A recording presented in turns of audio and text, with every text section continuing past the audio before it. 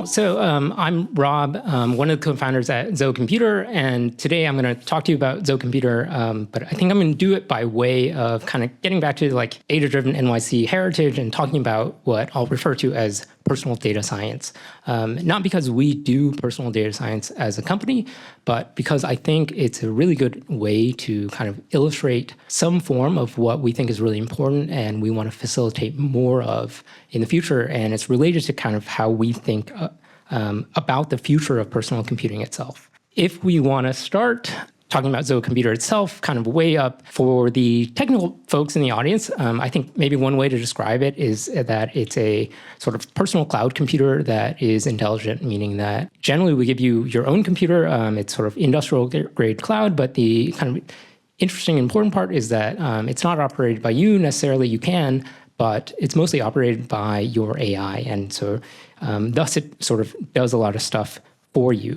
For the non-technical folks, I think it feels like an AI that, while similar to ChatGPT, you sort of like talk to, but I think importantly, materially more alive in some sense. It can act on your behalf. It can kind of do things in the world for you. As we'll see, it is sort of like it can do this whole class of things like listen for communications, both from you and from other people and other systems. And in this sense, it kind of like feels like this living entity or something. Maybe another way to frame it is like, it'll feel like you have an entire software company that works just for you. While that sounds kind of absurd and just like in your own interest, I do think this is kind of important directionally for where things are going and importantly, like what we're building. I'm just going to kind of go on a quick digression on sort of like the two primitives here, which is the cloud and the computer. From the very, very beginning, we've known that the computer is this like extremely general thing. You can point it at any problem. Any problem can more or less be formulated as an information problem, and any information problem can be solved by computing. Practically, that has not really like manifest totally because like wrangling computers into doing interesting or useful things actually turned out to be really difficult and tedious and sort of like technical for a lot of reasons. I think that's changing in an important way in just faster than in some ways we realize, and really important and exciting for this generation of companies to be having an opportunity to kind of like think about where things go from here, because we know that computing is this like giant lever. And for the first time, like really individuals have like a way of directing that lever in a really kind of like versatile way. Then the other aspect of it is cloud. I think, one pithy way to summarize what we sort of believe is that me, you, my mom, everyone in here will have servers and databases and things that resemble what software companies have today, not because we care about any of those things like servers and database, because I think they enable something that a really like a wide range and flexible set of capabilities that importantly consumers have never had directly. And the cloud, while it's only been for companies in the past, it's not for any reasons that like it's the best computing model ever conceived of ever, and it's awesome. Consumers are not there, or like not there because they don't want any of those properties. It's just because it's been like totally out of reach and way too complicated. I guess that sort of like comes to like, how does this like practically feel? Like, yes, there's all this like abstruse stuff about computing and sort of like the cloud. I think it amounts to like what basically every science fiction story ever has predicted, which is like you have this really smart entity and it's a smart computer that can do a bunch of things and you just talk to it. The interesting question has always been like, not what, but how. And I think, right now there's like a real kind of meaningful step change in like how we answer that question of how, and it's like just starting to be possible.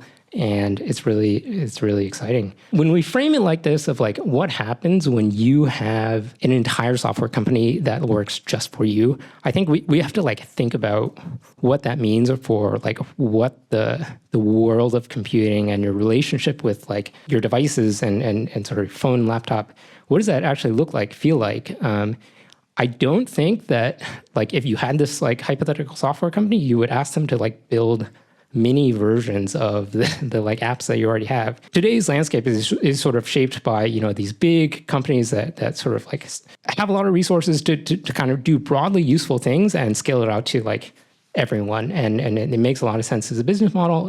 But I think like once we actually have a lot more ability to sort of like make our own systems, grow our own systems, and actually like wrangle this thing compute.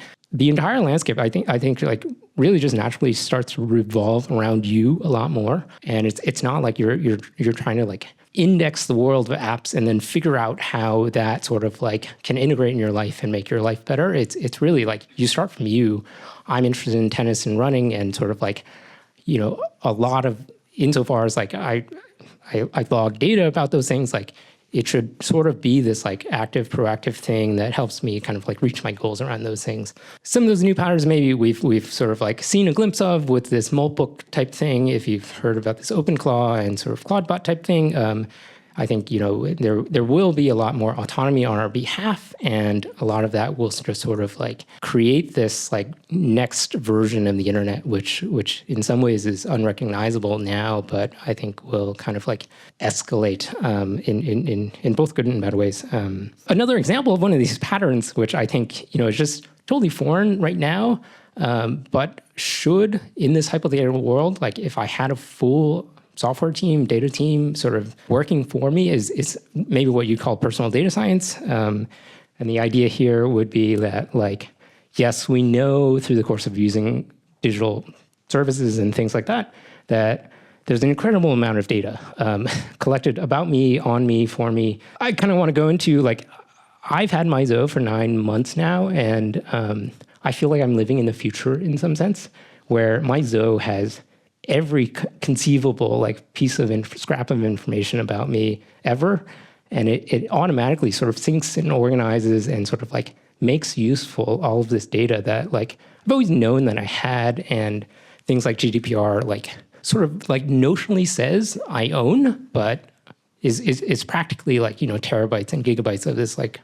random bag of stuff that these companies will just drop on you, and you've never really, like, even if you had like expertise to do anything with it, like no one has the time. Not only like the data, the sort of service data around the services that we use, I think we'll start to kind of like in the space of personal data science start collecting a lot more about ourselves just for our own use, because now we can do something about it. Like an example is it sounds crazy, but I track every single keystroke and window event on my computer ever.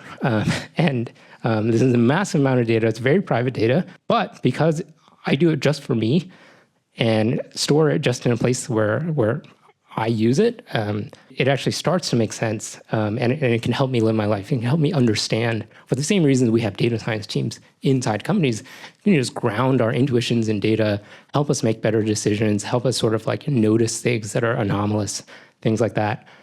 So let's jump into a demo where maybe I just show you some glimpse of what it looks like in my Zoe. Okay, so this is Zoe. It's a sort of like one possible view of my computer. Because it's just a computer, you can use it any way you want. You can SSH, you can sort of like connect it to your other tools. We give you a nice like interface by default where you can like look at your file system and kind of talk with it. Another cool aspect is that you can just text your computer. I think this is generally how most people will interact with it. It's a nice iMessage integration, and it just sort of like feels like you're talking to this like very powerful thing. Like I said, I have my Zoe sort of like automatically importing all of these data exports and organizing them, and it's chosen like this very big like DuckDB thing. Like I don't really know much about it. It's documented everything itself, and all I know is that I can like ask questions of it. Here's just like some basic dashboards I've made for myself across all of these things. So it has all of my Twitter history. You can sort of like start to ask questions about like, like who am I as a person? It did this like really scary like personality analysis on me at some point. It has all of my iMessage history. And so you can kind of like treat your life a little bit in the sense like a startup company of like, how good am I with my partner? What's my median response time?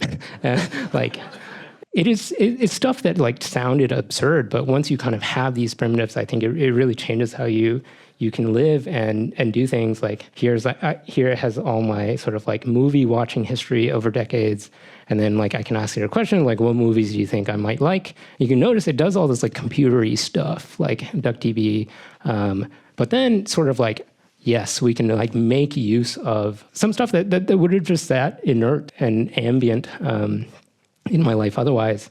And across like my Google flights, there's like, how has my flying history changed since 2020?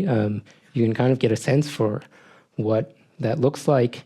This gets very, very interesting when you kind of like start to do domains that that I have no competence in whatsoever. It's like I'm not a doctor. I don't know anything, but I do know I have my 23andMe like genome, and I have all my health data, which all my sleep data, everything like that, and you can start to like just figure stuff out about yourself, which really is useful and changes your behavior.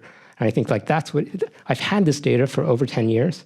I've never really done anything other than like sort of the basic stuff they told me about my ancestry.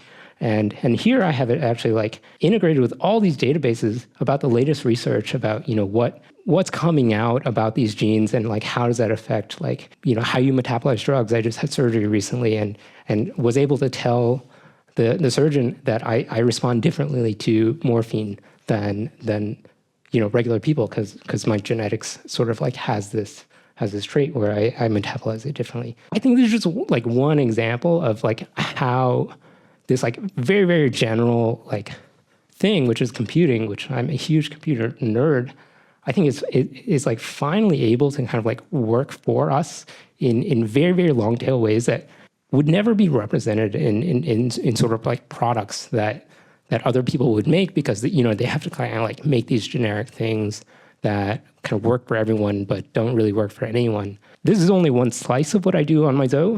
It helps me do research. It helps me sort of get my work done. It helps me like do correspondence. And again, because it's a computer, it can do anything you can imagine. And so like everything is software and anything can be built. AIs are already probably better at using computers than I am. And that will continue to be true.